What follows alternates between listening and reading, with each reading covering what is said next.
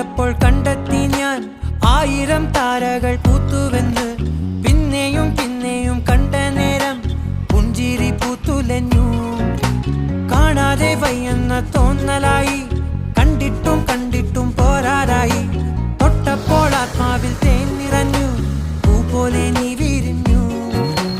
ഉള്ളിൽ ഒളിച്ചൊരു മോഹമെല്ലാം കള്ളത്തരങ്ങളെ തുള്ളി